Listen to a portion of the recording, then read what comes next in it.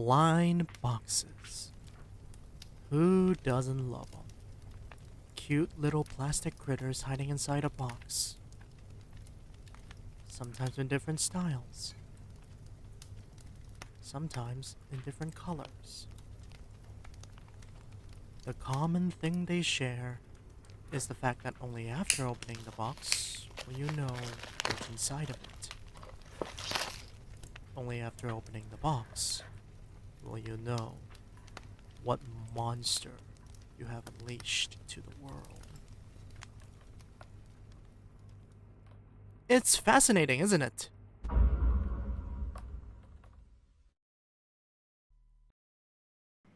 Okay, this is recording.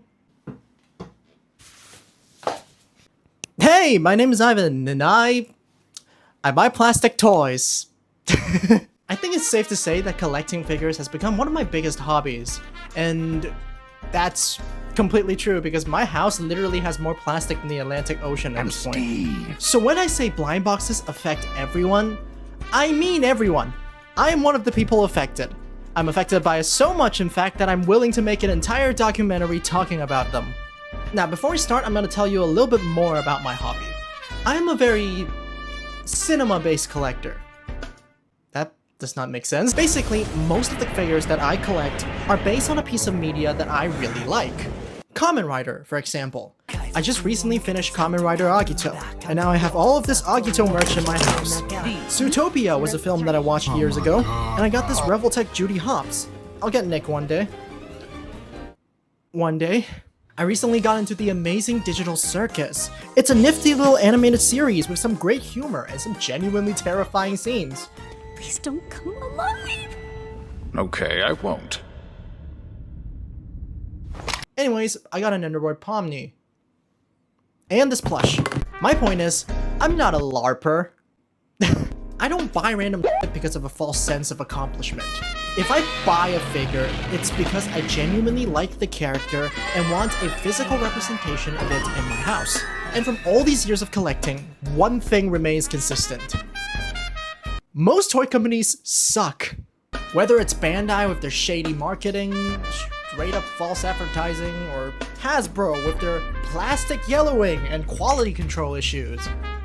The core of the problem is, before blind box companies came about, those companies are literally the only way for me to buy a character or a toy of a character that I like. If you wanted to buy a Transformers toy, you gotta buy one from Hasbro, or get a third-party one, which might come with even more issues. Let's see how far we can push it. Not very far at all. What was I talking about again? Oh yeah, blind boxes. That's the topic of this documentary, I did not forget, don't worry. Blind boxes shouldn't be unfamiliar by now. Even before every toy company under the sun decided to make blind boxes, they have been available in many forms. Now with blind boxes or gashapon, it's likely that you won't get the one you want. Don't lie to yourself, you know the rates are not in your favor. The success of these things brought irreparable damage to every collector. Because it's after the success of Sunny Angels and Labubus that every single toy company under the sun started to sell things in the blind box format. 2024 was a very sweet year, because Kamen Rider Gavv was airing. Get it? Sweet? Because he's based on sweets? Never mind. Gavv transforms and fights with the power of kochizos, little tiny snack fairies that he eats with his belt and turns into his armor or weapons. And guess how Bandai decided to sell these things? You guessed it, blind boxes. Now, not all of them are like this. The main kochizos that Gavv uses in the show are available to purchase normally, thank God. But if you want any special ones based on other Kamen Riders perhaps? Well, good luck, buddy. Literally. You can't even weigh or shake these things because, you know, they're basically the same size and same weight. God, that was a horrible year for Ivan's wallet. I've been complaining for most of this documentary, so it's better if I start being positive for once and talk about the good sides of blind boxes. First of all, character variety. I love Kuromi more than anything in the world.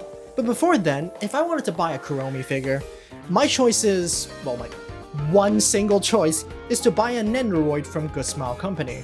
A little figure that has barely any articulation, really small, and also $400 because f you, that's why. But with every single blind box company releasing Kuromi figures, it's like an entire buffet for me. So what if I can't choose which one I get? I can literally get 6 or 7 blind boxes for the price of one Nendoroid. And they are basically the same size too. And speaking of Kamen Rider Gavv, one of my favorite forms that he has is his final form, Master Taste. A beautiful metallic purple suit that just pushes all of my buttons. If you wanted to buy a figure of him, then he's $100, and all of his details are achieved through stickers that will inevitably peel off. But there's literally no other choice. Or is there? BLINDBOXES is a toy company that specializes in buildable figurines, and has made figures from numerous franchises such as Marvel, Naruto, Transformers, Ultraman, and of course, Kamen Rider. So, for $39, you can get a decently articulated figure of Master Gavv, with no stickers and half the price. The same goes for so many other characters as well. Hell, even for Transformers, BLINDBOXES have been putting out some good stuff. Now, I don't really care for collecting the bigger sized ones, I like these little guys more. They're $10 each. If I wanted to get a Hasbro figure of Optimus Prime, $799. Or $10.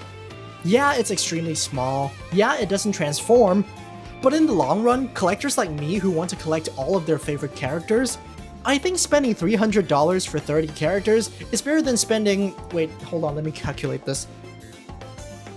$9,000. So yeah, I found myself buying BLINDBOXES more often.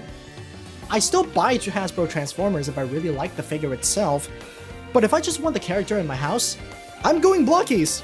So yeah, that's all the positives, because I'm gonna start complaining again. Chase figures. Now, chase figures will always be a thing. They have existed for as long as the blind box format itself has. And honestly, if the chase figures are just Geats 9 versus cooler Geats 9, then I have no problem with it. It's a cool bonus for lucky people, and even if you don't get it, you don't miss out on a character. What I hate is when chase figures are just a straight up different guy.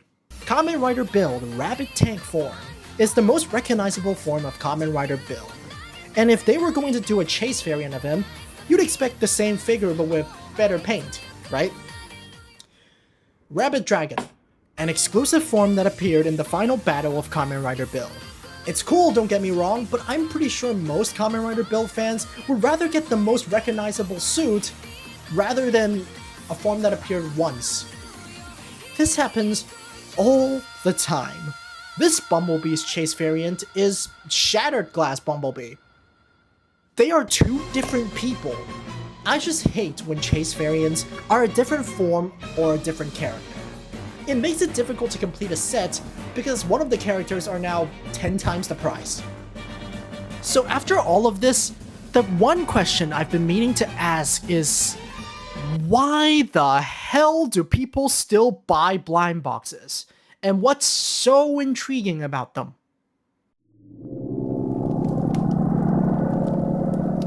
It's human nature to want to own objects that represent the things they love, because those objects in turn represent who they are. It's not rare to see someone with a Chikawa in their bag, or a little My Melody keychain, because these things represent their passions, and potentially, their personalities. People buy things that they relate to. If you like cute things, you might want to buy Sanrio characters. If you're someone who likes cute, ugly things, then Labubus are your choice. Oftentimes than not, people treat these little figures not as toys, but as a pint-sized representation of who they are. And no, there's no inherent problem with that. It's just one of the factors contributing to the blind box phenomenon.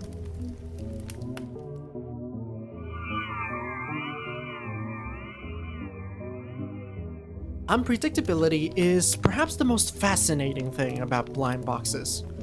When you pick one up, a lot of thoughts rushes through your head. Is it the one you want?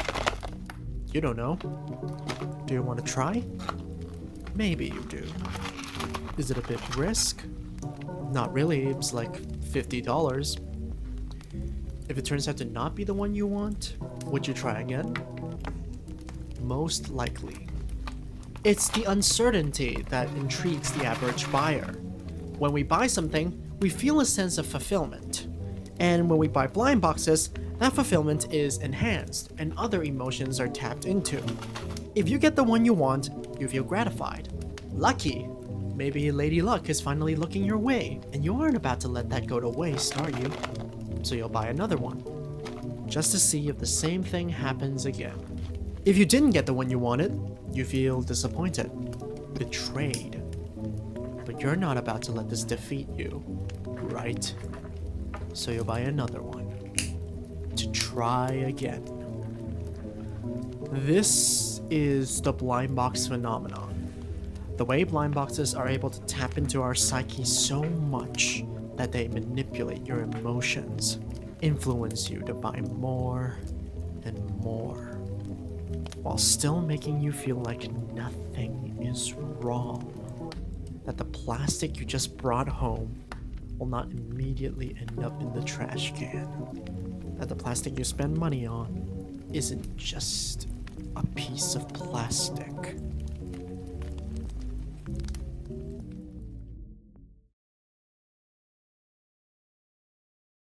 The blind box phenomenon is the effect that products sold in the mystery box format, something that on paper sounds so much like a scam, is welcomed, praised, and highly beloved. I think this part is quite clear. But what does the blind box phenomenon lead to? What is the underlying threat? Well, it's easy.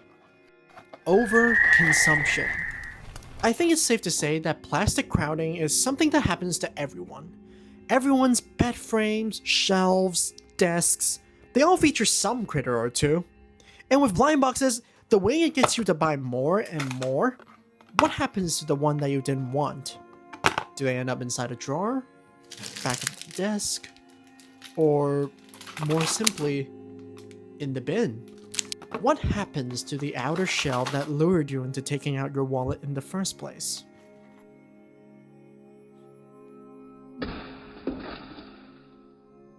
Now, to be fair, this is a critique that we can have on everything. Literally everything is overpackaged these days. But the reason why I specifically single out blind boxes is because you don't usually just buy one, do you? With other toys, you see it, you buy it. Whether you decide to keep the box or not, it's still one box. With blind boxes, you buy one, you buy more. You stop, you buy one, you buy more. It's a wretched cycle that only ends in plastic crowding, box crowding, or most likely, waste. Not to mention the f***ing scalpers who buy these blind boxes and hoard them, just to sell them for ridiculous prices. Fuck them kids. And the sad thing is, people do fall for it. Some people are genuinely willing to pay upwards of 30 times the selling price for a variant of something that feels the same, weighs the same, but with a slightly different mold or color. All of this is to say that we can and should curate a healthy collection based on the things we like, the things we really want, and the things that truly makes us happy. We can have collections. Plastic crowding isn't inherently bad if we engage in collecting in a healthy way. And that brings us to the final factor of the blind box phenomenon: false happiness.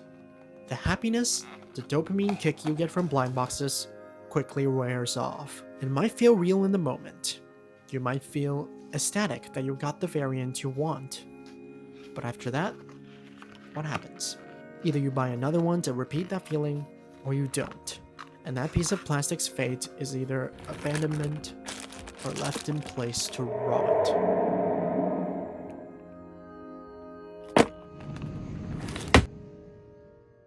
Now, I'm not saying this is the case for everyone. In fact, I myself do buy blind boxes. I've talked about the good things about them in this video, and I won't pretend that I've never been into a Pop Mart and just bought something because I felt like it in the moment, then immediately regretting it afterwards. Oh yeah. Ultimately, these products are supposed to bring us joy, and we should allow it to serve its purpose without being damaging to our well-being. My suggestion is the 6:9 ratio rule.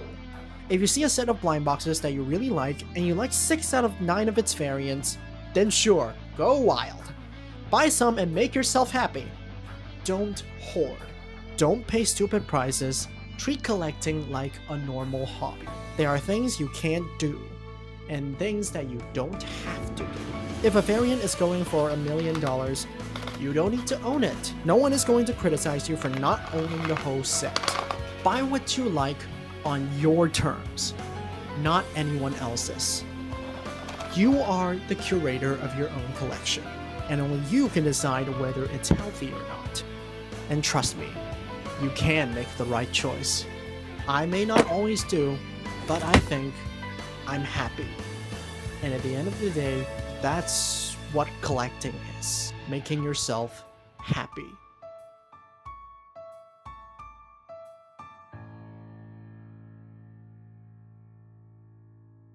Thank you so much for sticking to the end of this documentary.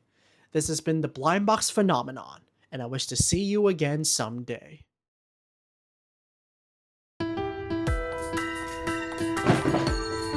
Why does this keep happening? Why is it so small? Could it burn just a little bit better? It's kind of working. Somehow. It's working.